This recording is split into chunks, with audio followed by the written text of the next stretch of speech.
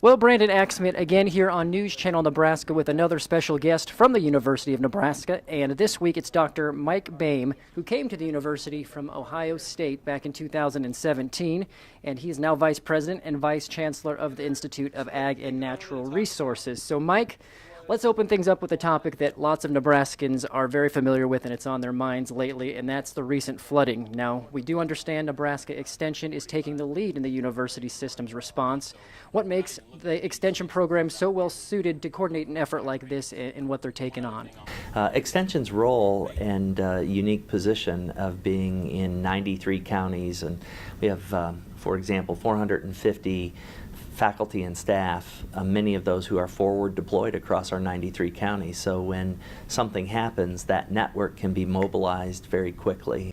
Well, and your job also, when you talk about the 93 counties in the state and touching all those places, there's a lot of travel to getting around. And recently you hosted some community conversations in northeast Nebraska, and I understand that one of the ideas to come from those discussions was a need for greater collaboration between the pre-K through 12 schools, 2-year and 4-year colleges. Can you give a little insight on what came out of those meetings? Truth be told, there was a bigger question at play, and that was, what role does the People's University play in northeast Nebraska at helping them thrive and survive and move forward and succeed? And so through a series of listening sessions that I did last year, I heard several clarion calls for change or for focus. And one of those was that the 2- and 4-year schools in northeast Nebraska would be well served to work more collaboratively and remove barriers for students to succeed. And I would say with the Blueprint Nebraska and all of the energy around Blueprint, that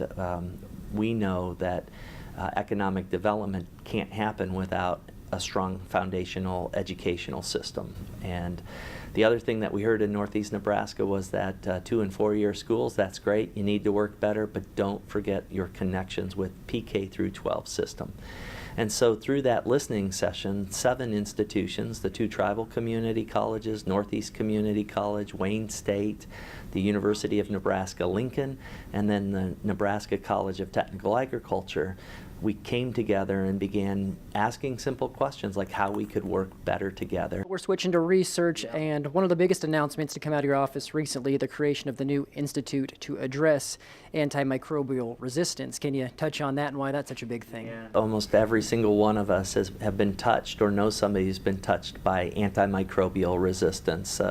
Simple story would be you have a loved one who goes into the hospital for a simple operation, and while in the hospital they develop an infection that isn't very easily controlled with antibiotics. That's antimicrobial resistance. And given the importance of antimicrobial resistance in human health, but also in food animal production, livestock production, they're important tools.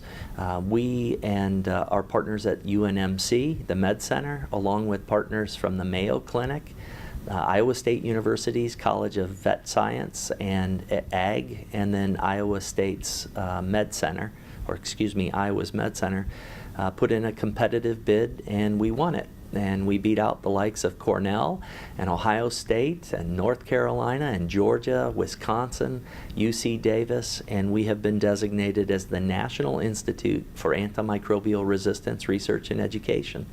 And so we are looking to move the needle in this important area.